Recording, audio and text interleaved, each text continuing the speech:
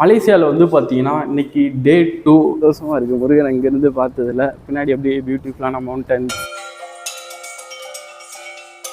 George டவுனில் போயிட்டு அந்த ஸ்ட்ரீட் ஆர்ட்டு அங்கே இருக்கக்கூடிய டிஃப்ரெண்டான ஃபுட்டு இதெல்லாம் வந்து சாப்பிடுவோம்.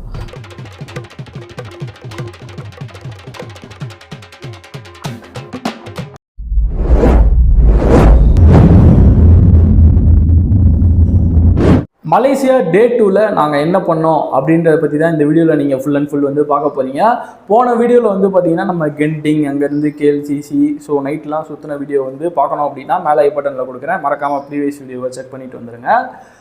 ஃபஸ்ட்டு வந்து நாங்கள் ஏர்லி மார்னிங் நைட்லாம் வந்து பார்த்திங்கன்னா கிட்டத்தட்ட நாங்கள் தூங்கவே இல்லை. ஒரு 2 மணி 3 மணிக்கு தூங்கினோம். காலையில் ஒரு 4 மணி 5 மணிக்கு எழுந்துச்சி குளித்து ரெடியாகி பட்டுக்கு முருகனை பார்க்குறதுக்கு வந்து போயிட்டோம். ஹலோ காய்ஸ், வணக்கம் அண்ட் வெல்கம் பேக். மலேசியாவில் வந்து பார்த்தீங்கன்னா இன்றைக்கி டே 2. இன்றைக்கி வந்து நாங்கள் காலையில் பட்டுக்கு முருகனை தரிசனம் பண்ணிவிட்டு அப்படியே இன்றைக்கி மதியானம் வந்து பார்த்திங்கன்னா பினாங்குக்கு வந்து ஃப்ளைட்டு ஒரு 3 மணிக்கு. பினாங்கில் போயிட்டு ஜார்ஜ் டவுன் அப்புறம் கொக்லோச்சி டெம்பிள் இதெல்லாம் வந்து நம்ம விசிட் பண்ணிவிட்டு அதுக்கடுத்து வந்து இன்றைக்கி டேவை வந்து கம்ப்ளீட் பண்ண போகிறோம். இதுதான் வந்து பார்த்திங்கன்னா எங்களோட ரெசிடென்சியோட ரிசப்ஷன். வெளியே நம்மளோட கேப் வந்து தனியாக வெயிட் பண்ணிகிட்ருக்கு. அப்போ தான் வந்துட்டார். 5 to 10 minutes ஆயிடுச்சுன்னு இருக்கேன். பாருங்கள் எவ்வளோ பியூட்டிஃபுல்லாக இருக்குன்னு. ஸ்டார் ரெசிடென்ட், இது வந்து tower 2. Please use main entrance. Our hearts beat to the city streets. நீ சொல்ற மாதிரி 6 மணிக்கான அந்த ஒரு இதுவே தெரியல.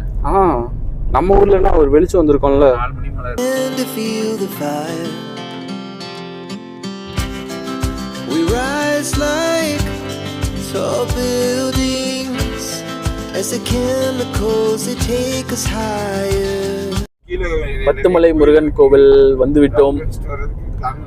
ரொம்ப ஆச்சரியமான விஷயம் என்னன்னா, நாங்கள் சூரியன் வர்றதுக்குள்ளே அங்கே போயிட்டு ரீச் ஆகிட்டு தரிசனம் பண்ணிட்டு சூப்பராக இது பண்ண போகிறோம். ஏன்னா நமக்கு ஆஃப்டர்நூன் ஃப்ளைட் அப்படின்றதுனால எவ்வளோ சீக்கிரம் முடிஞ்ச அளவுக்கு ஒரு 10 மணி அப்போ வந்து நம்ம முடிச்சுட்டு அதுக்கடுத்து ஒரு 11க்கு செக் அவுட் பண்ணிட்டு ஏர்போர்ட்டுக்கு கிளம்புறது கரெக்டாக இருக்கும்.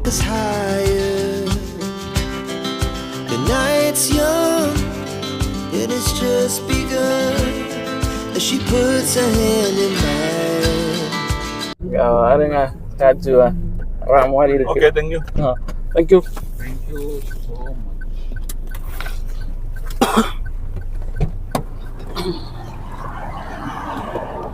Bye. ஐஸுங்க பாருங்க என்ட்ரன்ஸை. Belgium perfect timing. சரியால கரெக்டாக விடிஞ்சிருச்சு.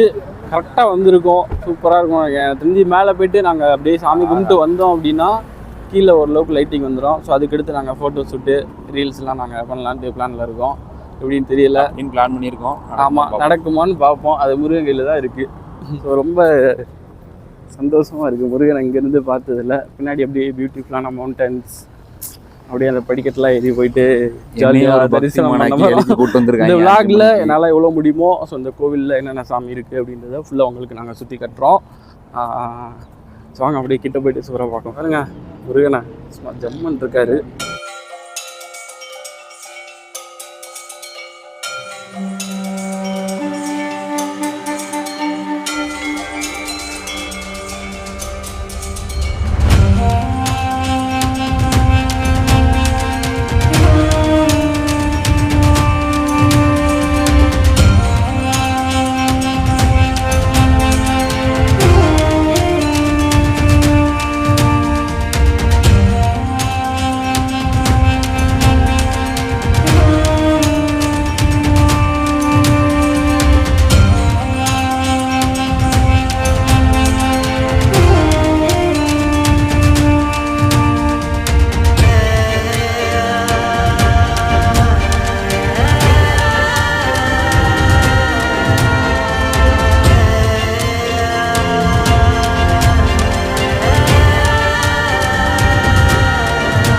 முருகனை வந்து சூப்பராக வந்து தரிசனம் பண்ணோம். ரொம்ப நேரம் வெயிட் பண்ணி அவரை பார்த்தோம். அதிகாலையில் அங்கே போகிற ஃபீலிங்கே சூப்பராக இருந்தது. கூட்டமே இல்லை.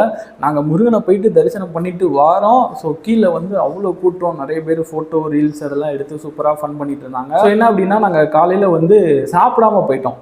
ஸோ முருகனை பார்த்துட்டு கீழே வர்றப்போ வந்து பார்த்திங்கன்னா பயங்கரமாக பசி. ஸோ அதுக்கடுத்து ஹோட்டலில் போய் சாப்பிட்டுட்டு வந்து அப்போ கூட முடியலை, எனர்ஜி வந்து சுத்தமாக இல்லை. ஒரு ஃபோட்டோ வீடியோ கூட நிறையா பிளான் பண்ணி வச்சுருந்தேன். அந்த பாட்டு எடுக்கணும், டான்ஸ் ஆடணும், நிறைய ஃபோட்டோ ஷூட்லாம் பண்ணணும் அப்படின்னு சொல்லி பிளான் பண்ணி வச்சுருந்தேன். பட் வந்து ஃபோட்டோ வந்து ப்ராப்பராக எடுக்க முடியல. காஸ்ட்யூம் வந்து கொஞ்சம் எனக்கு சொதப்பிருச்சு. ஃப்ரெண்ட்ஸ் எடுத்த ஃபோட்டோஸ்லாம் கூட அவங்க இது மாற்றி டெலிட் பண்ணிக்கிட்டாங்க, என்னன்னு தெரியல. ஸோ அவங்களுக்குமே அந்த இது கரெக்டாக அமையலை. ஸோ எல்லாத்துக்கும் காரணம் காலையில் வேகமாக வந்துட்டோம். பட் காலையில் ஏதாச்சும் கொஞ்சம் சாப்பிட்டுட்டு வந்திருந்தோம் அப்படின்னா ஃபுல்லாக ஃபுல்ஃபில் ஆகிருக்கும். ஸோ அதுக்கடுத்து நாங்கள் ஒரு 10-11 மணிக்கெலாம் வந்து பார்த்திங்கன்னா ரூமுக்கு வந்து கிளம்பி போயிட்டோம். ஸோ அங்கே போயிட்டு அந்த ஒரு சின்ன ஃபைட்டு, நம்ம கூட வந்த ஒருத்தர் வந்து பார்த்திங்கன்னா, அதாவது ஃப்ரெண்ட்ஸை வந்து கலாய்க்கலாம். இப்போ என்ன கலாய்ச்சாங்க அப்படின்னா அதை நான் பெருசாக எடுத்துக்க மாட்டேன். பட்டு மனசில் வன்மத்தை வச்சுக்கிட்டு வார்த்தைகளை வர்றது வந்து ரொம்ப ஒரு மாதிரி இருந்தது. நான் என்னை மீறி கோவம் வந்துருச்சு, நான் திட்டி விட்டேன். ஆனால் அவங்க மேலே தான் மிஸ்டேக்கு. அதுக்கடுத்து வந்து அவங்க வந்து சாரி கேட்டாங்க. ஸோ கொஞ்சம் ஆனால் கஷ்டமாக தான் இருந்தது. ஏன் இப்படி பிஹேவ் பண்ணாங்க, இப்படி பேசுனாங்க அப்படின்னு சொல்லி. ஏன்னா ஒவ்வொருத்தருக்கு ஒவ்வொரு டேஸ்ட் இருக்கும். ஒருத்தருக்கு ஒரு இதில் இன்ட்ரெஸ்ட் இருக்கும், இன்னொருத்தருக்கு ஒரு இதில் இருக்கும். எல்லாருமே என்ஜாய் பண்ண தான் வந்திருக்கோம். ஸோ அப்படி இருக்கும்போது அந்த மனசில் இருக்கக்கூடிய அந்த வார்த்தைகள், ஸோ அதெல்லாம் ரொம்ப ஒரு கஷ்டமாக இருந்தது.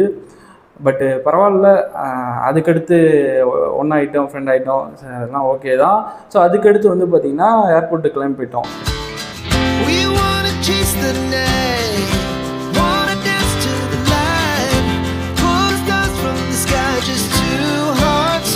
கிட்டத்தட்ட எங்களுக்கு ஒரு 3 மணிக்கு ஃப்ளைட்டு. ஸோ பினாங்குக்கு ஏர்போர்ட் போயிட்டு அங்கேருந்து பினாங் வந்து டைரெக்டாக வந்து போயிட்டோம். Shot from the top, we're gonna be two hearts running wild. வந்து பார்த்தீங்கன்னா நாங்கள் கேஎல்ல இருந்து அப்படியே பினாங் வந்துட்டோம். ஸோ விளாக் வந்து ப்ராப்பராக பண்ண முடியல. ஏன்னா காலையில் வந்து சாப்பிடாம முருகனை போய் தரிசனம் பண்ணோம். ஸோ அதுக்கடுத்து கீழே வர்றப்ப ஃபோட்டோ கூட சரியாக சத்தியமாக எடுக்க முடியல. அதனால் அப்படியே தரிசனத்தை முடிச்சுட்டு அதுக்கடுத்து ரூம் வந்து செக் அவுட் பண்ணிவிட்டு அதுக்கடுத்து இப்போ வந்து பினாங் வந்துட்டோம். ஸோ எங்களோட ரூமை நோக்கி போய்கிட்டு இருக்கோம்.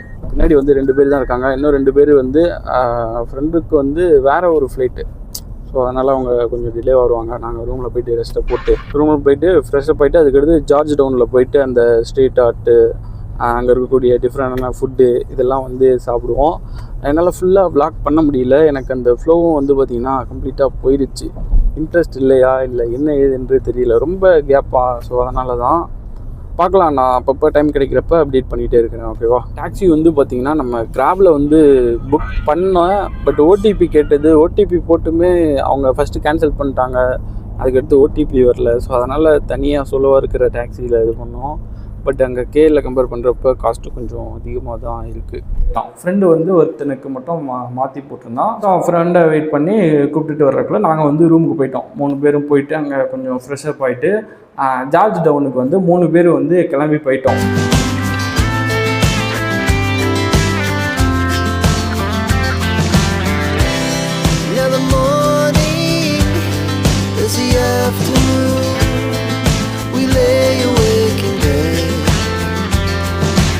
ஸோ அங்கே போகிறப்போ வந்து பார்த்திங்கன்னா ஒரு 7-7:30 ஆயிடுச்சு. அப்போவே ஓரளவுக்கு சன்லைட் இருந்தது.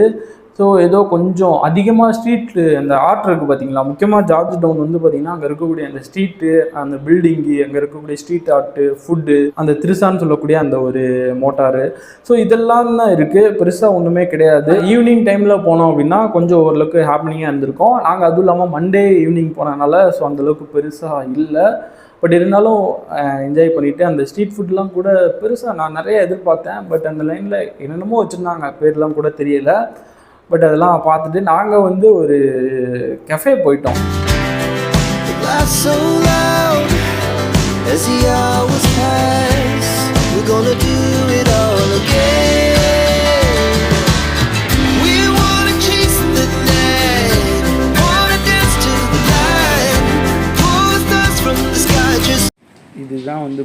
ஹாட் காஃபியா.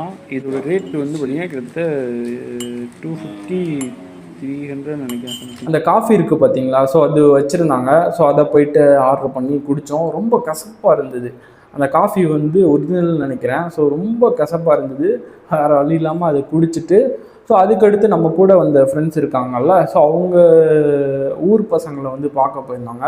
ஸோ நாங்களும் அங்கே போயிட்டு அவங்கள பார்த்துட்டு நல்லா பேசினாங்க, பழகுனாங்க. போகிறப்ப எங்கள் எல்லாத்துக்குமே வந்து சாப்பாடு வாங்கி கொடுத்தாங்க. அன்னைக்கு நைட்டு வந்து பார்த்திங்கன்னா அப்படியே அதுக்கடுத்து ரூமுக்கு வந்தோம். ரூமுக்கு வந்துட்டு அப்படியே சும்மா ஜஸ்ட்டு வாக் மாதிரி போயிட்டு ஸோ அப்படியே அன்றைக்கி நைட்டு வந்து சூப்பராக வந்து டைம் போயிடுச்சு.